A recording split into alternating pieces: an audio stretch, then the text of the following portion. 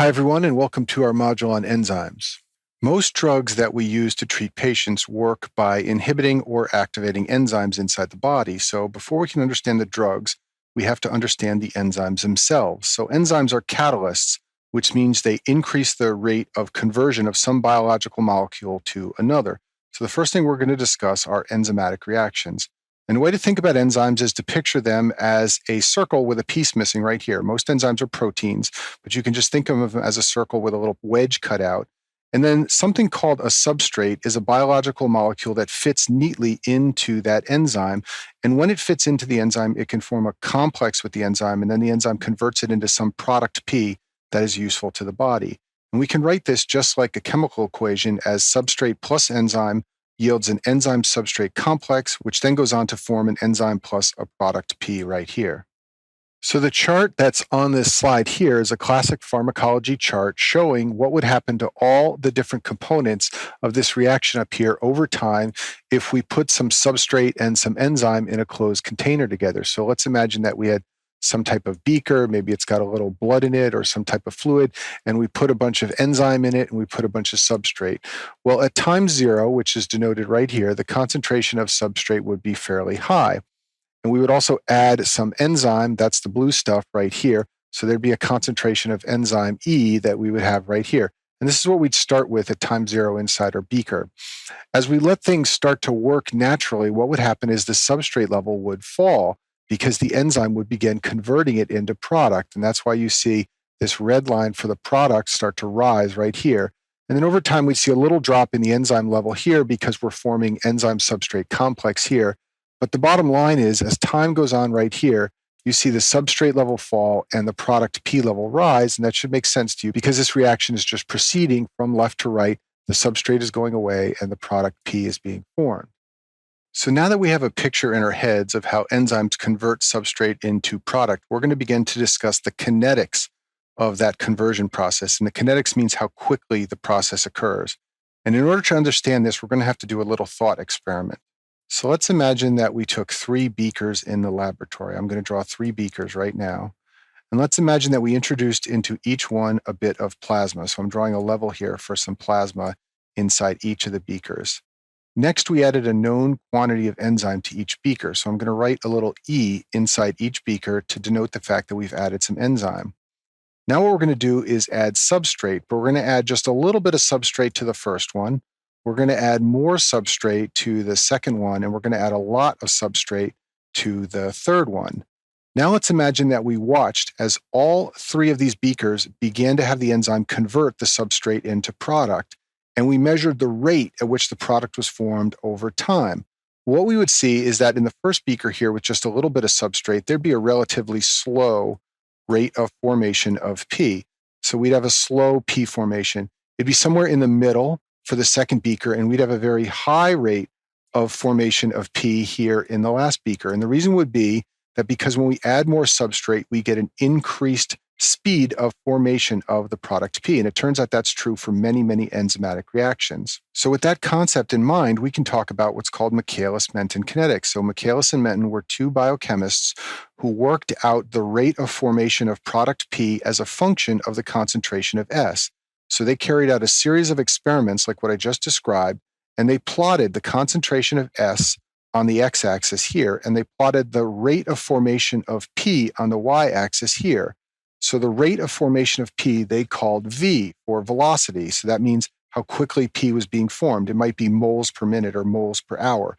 They called that the velocity of P formation, and they plotted that on the y-axis and S on the x-axis. And what they saw is that the majority of enzymes follow a nice hyperbolic curve like this that picks up speed, but then plateaus out at some maximum velocity, which they called V max.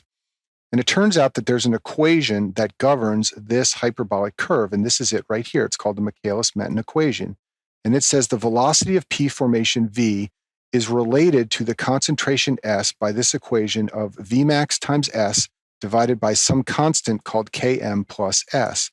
So what we're going to do in the next few slides is talk about different enzymes and how Vmax changes and how Km changes with different enzymes and how they all vary according to the concentration of S as governed by the Michaelis-Menten equation. So let's review a couple of the key features of Michaelis-Menten kinetics that I just discussed. So the first is that adding more substrate leads to more product formation at a faster rate, a faster V, as we discussed on the y-axis of that slide. Eventually, however, you reach some velocity called Vmax that you can't get beyond no matter how much substrate you add. What's happening is that at Vmax, the enzymes are completely saturated. They're doing all they can. So when you add more S, there are no enzymes to bind them and form more product P. Therefore, the velocity cannot get any faster. This means that the only way to increase the velocity beyond Vmax is to add enzyme. And I've illustrated that on this slide here. So the lower curve is system 1, and it's got a fixed amount of enzyme, and it gets maxed out here at Vmax. The only way to go higher and get above Vmax is to add more enzyme to the system so you can convert more substrate into product. So now let's go back to our main curve here and the Michaelis-Menten equation over here. You're often asked on exams to identify Vmax from a curve, and it's very easy to do. Just identify the point where it flattens out and look over here on the y-axis, and that will be Vmax. And remember, that's largely determined by the amount of enzyme you have present in your system. Now what I want to do, though, is talk about the other constant in the Michaelis-Menten equation, and that's Km, which is the Michaelis constant. And Km is different for every enzyme. And now let's talk about how we would identify Km from a curve like this. So in order to understand how to identify Km from a set of experimental data like what I showed on the last slide, we have to understand what this Michaelis constant is.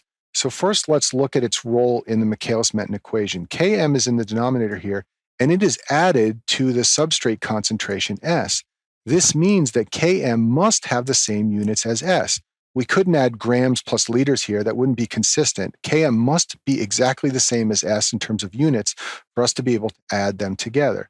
So if we accept that Km has the same units as S, then we should also be able to accept that at some point on the graph, Km must be equal to S. And that's what we want to find, is that point on the graph so we can identify Km.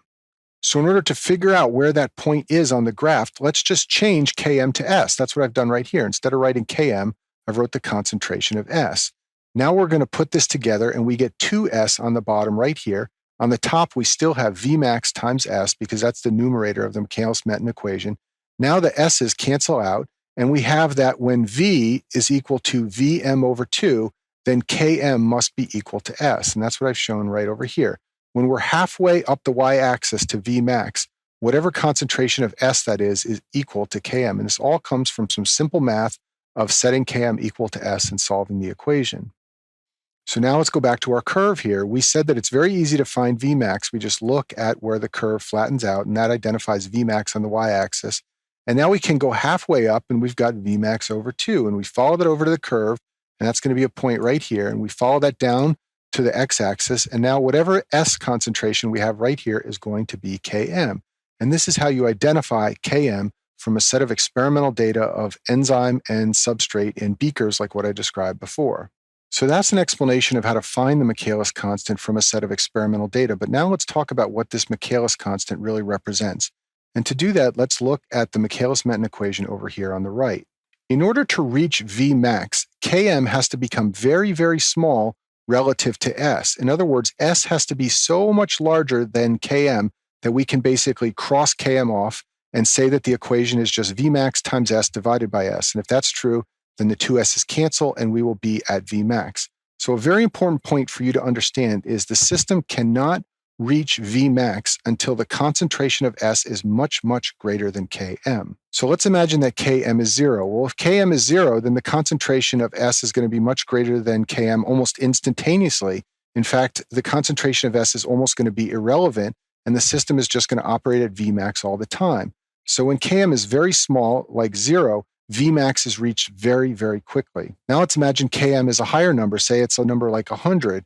Well, in order for S to get much, much larger than this, we're going to need a lot of S. So when Km is high, like 100, we have to go to very high concentrations of S on the x-axis here in order to reach Vmax up at the top. So I've summarized this on the slide. If you have a small Km, Vmax is reached at low concentrations of S. On the other hand, if you have a large Km, then Vmax does not reach until high concentrations of S occur. Another way of looking at this is if you have a small Km, it means that the substrate binds easily to the enzyme even at low concentrations of S. In other words, even if there isn't much substrate around in the system, that substrate will find the enzyme, bind to it, and form product. Another way of wording this is to say that there is a high affinity of the substrate for the enzyme, and that means you don't need a lot of S around to get to Vmax. On the other hand, if you have a large Km, this means you have a low affinity of the substrate for the enzyme, and you're going to need a lot of S. You're going to need to go very far out on this x-axis in order to reach Vmax when the Km is large. So let's review some of the key points that we've discussed up to this point. Km, the Michaelis constant, is a characteristic of each substrate or enzyme complex and how much affinity they have for one another. The Vmax depends on the amount of enzyme present. And we talked about how you can determine Vmax and Km from a Michaelis-Menten plot of the velocity on the y-axis versus S on the x-axis. And now what we're going to do for the last few slides is talk about an alternative to the Michaelis-Menten plot finding Vmax and S, and that's called a Lineweaver-Burke plot. So in order to understand a Lineweaver-Burke plot, let's review the Michaelis-Menten equation, and I've drawn it for you right here. And now what I want you to do is imagine that we flip it upside down. So instead of V on the left side of the equation, we have 1 over V. That would mean that on the right side of the equation, we would have Vmax times S on the bottom and Km plus S on the top. Well, now what we can do is take this plus sign, which we have on top, and split the right side of the equation into 2 elements. The first element will be here on the left side of the plus sign. That will be Km on top divided by Vm times S on the bottom. On the right side of the plus sign, we will have S on top divided by Vmax times S on the bottom. And these two S's cancel out. What we can do now is take Km divided by Vmax, which are both constants, and convert that into one constant C, which is what I've drawn down here at the bottom. We now have an equation of 1 over V equals a constant times 1 over S plus 1 over Vm. Now you may remember from algebra that the equation y is equal to mx plus b is the equation for a straight line. So if we plot 1 over V on the y-axis, and 1 over S on the x-axis, we now have y equals mx plus b. We have the equation for a straight line right here. And we've just created this by flipping the Michaelis-Menten equation upside down. So now we have what's called a Lineweaver-Burke plot. And this is the exact same data that produced that hyperbolic curve a few slides ago when we put S on the x-axis and V on the y-axis. But now what we're doing is we're plotting 1 over S on the x-axis and 1 over V on the y-axis, and it converts it into a straight line. When it gets converted into a straight line, there are some very important points that are easy to identify. The point where it crosses the x-axis, which is right here, is equal to minus 1 over Km. The point where it crosses the y-axis right here is equal to 1 over Vm. And then the slope of this line is that constant C, which I drew on the last slide, and that's Km divided by Vmax. So what biochemists like to do is take their data, and instead of plotting it in that curved plot like we did before and using the Michaelis-Menten equation, they will instead plot 1 over V versus 1 over S, and now it becomes a Lineweaver-Burke plot. And in this case, it's much easier to identify Vm because it's just the point where it crosses the line. It's easier to identify Km because it's the point where it crosses the x-axis. So biochemists like to plot the data this way. It's just another way of looking at the data and finding Km and Vm. And that concludes our module on enzymes.